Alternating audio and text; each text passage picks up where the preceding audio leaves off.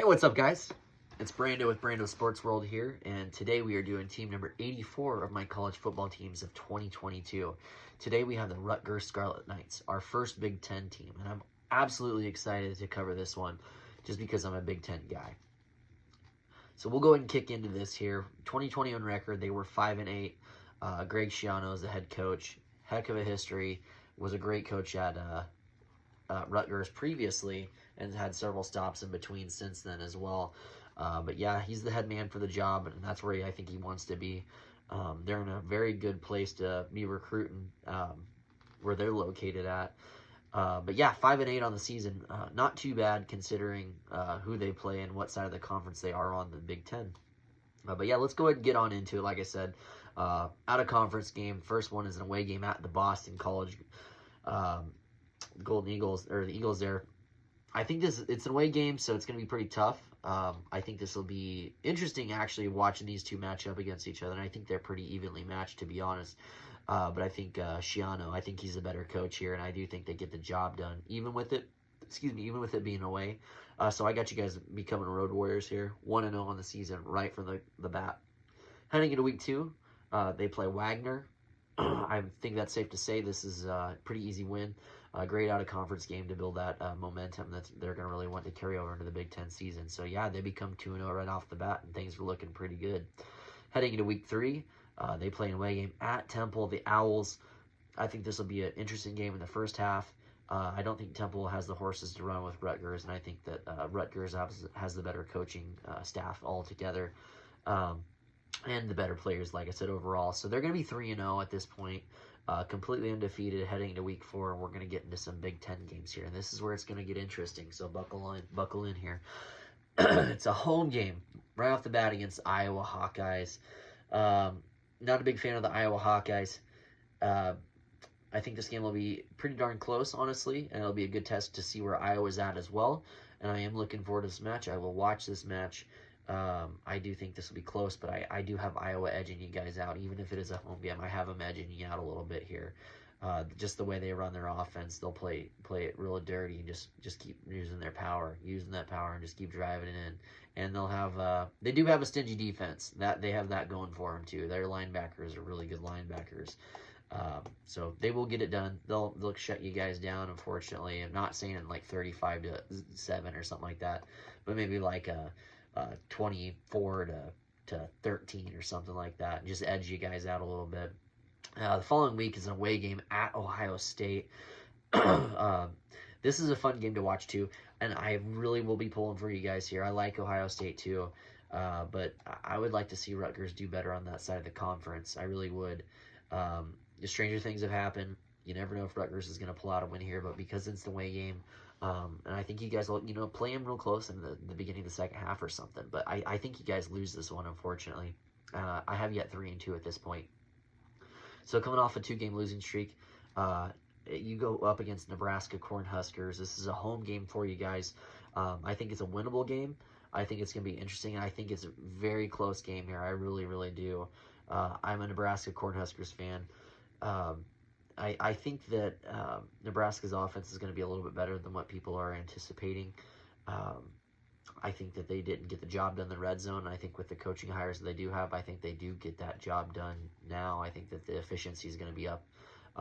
However, I'm interested to see who the Rutgers quarterback is going to be, if it's going to be Vedral or that other, I think he's even, I don't know if he's a true freshman or redshirt freshman, but we'll see who wins that quarterback battle. And I actually think you might want to go ahead and give it to the freshman. I think Vedral just makes too many mistakes.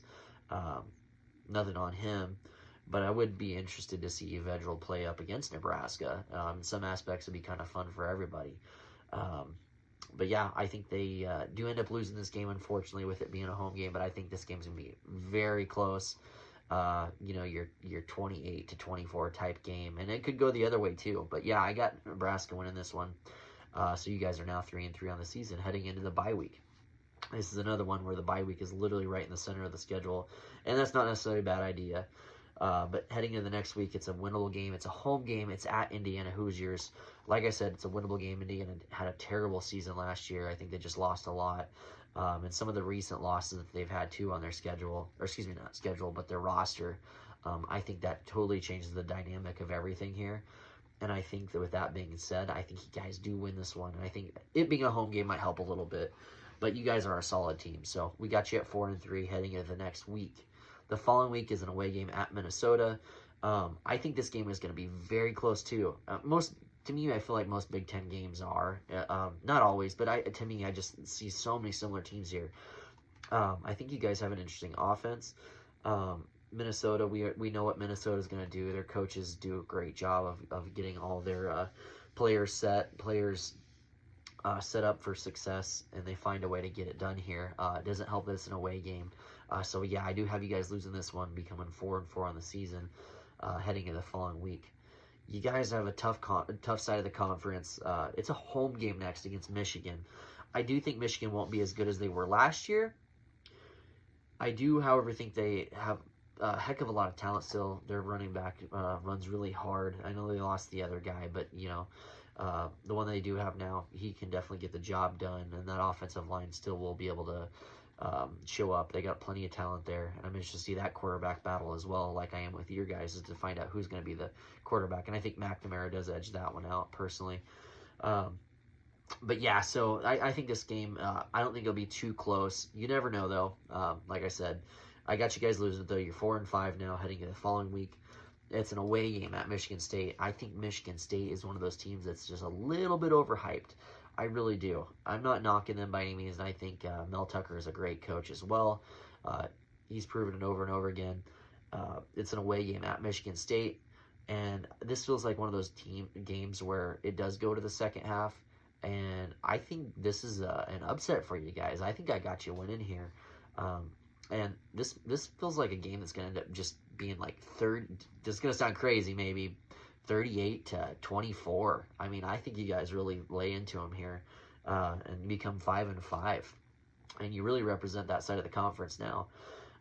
You only need one more win to become completely bowl eligible. The next game is a home game at Penn State comes to your guys' stadium. Penn State, you don't know exactly how well they're going to do this year. I haven't gotten to them yet. But I think that, just because they've had not as many wins as they definitely would like to, and I'm sure their alumni would really like them to start winning some games. With it being a home game, I think you guys have a chance here. I think after that big Michigan State game, though, I do think you guys end up dropping this one, unfortunately.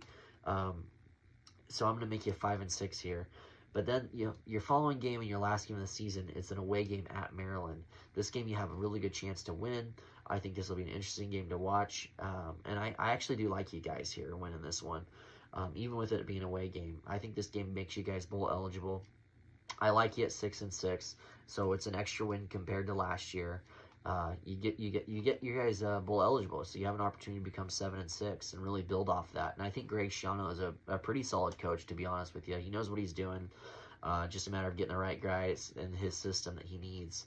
And every year is a year closer to that. And I'm telling you, Rutgers could be a force to be reckoned with in the East. I'm not saying they're going to be number one, number two. They're going to be like Minnesota or an Iowa, and they're always going to be close to being in it, or just right there, right? So yeah, I got you guys 6-6. Team number 84, my top 100 college football teams of the 2022 football season, the Rutgers Scarlet Knights. So please like the video, please subscribe, watch some more. See what we got going on here for the rest of this countdown. But yeah, thank you guys for watching. It's Brando with Brando Sports World, and I'll be signing off. Thank you.